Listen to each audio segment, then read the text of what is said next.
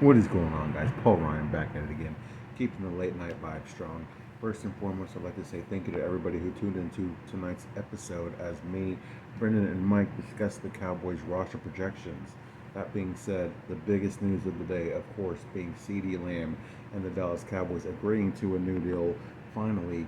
I was starting to get worried, man. I said it a few times on this channel that I thought that CeeDee Lamb could potentially missed some regular season games, and as the season got closer, it became more and more real. And I thought, man, he really might miss more than one game. He could miss multiple regular season games.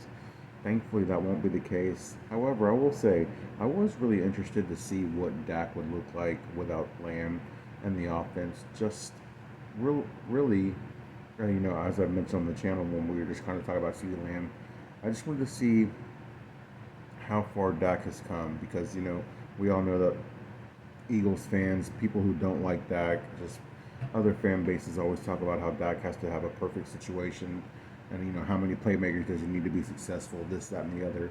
So I really wanted to see what he could do with Tolbert, Brandon Cooks, and Fergie, which is not a bad core of players, right? Not a bad core of skill players to have.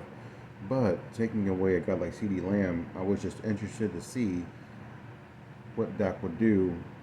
Reason being is after finishing as the runner-up for MVP last year, I feel like there's still another level that Dak has yet to reach, and I thought we might see that, especially without CeeDee Lamb. So that was the only thing only reason, if you want to call it that I was hoping CeeDee Lamb might not get a deal done prior to Week 1. But of course, man, I mean, any Cowboys fans, any football fan is going to want all their best players. And like I said, any Cowboys fan is definitely going to want CeeDee Lamb to play all 17 games in the regular season. But again, just out of curiosity, I was curious to see what Dak would look like without CeeDee Lamb for a couple of games. Especially, man, if he wins a couple of games, I don't know. I've talked about that enough. I don't want to start rambling. I was listening to 105.3 The Fan after they had announced the CeeDee Lamb contract, and they were talking to Bryan Broaddus on the G-Bag Nation, and talking about how the Cowboys always give in to players, always making the highest paid at their position. And I believe it was Gavin Dawson who said, where could they draw the line? And Bryan Broaddus thinks that the line could be drawn at Dak Prescott, implying that Dak might not get $60 million from the Cowboys.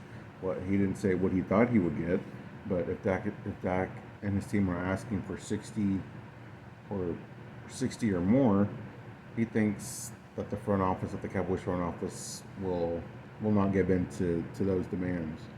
And we heard Dak was on record saying he didn't want to be the highest paid Cowboys player. We also heard CeeDee Lamb say he didn't want to be the highest paid wide receiver, and he's not.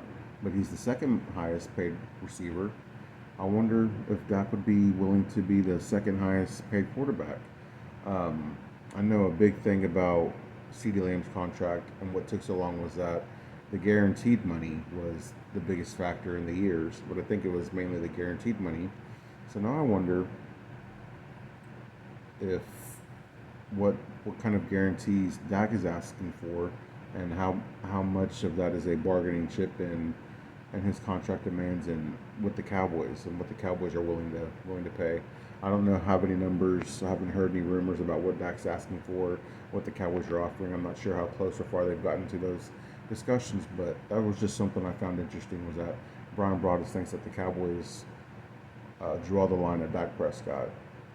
But now I'm curious, so if Micah Parsons has another All-Pro season, what could he be asking for next year when he's due for a new contract? But that's a conversation for another day.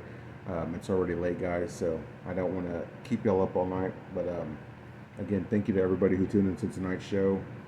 I hope everybody's having a good night, and I'll see you guys tomorrow. Peace.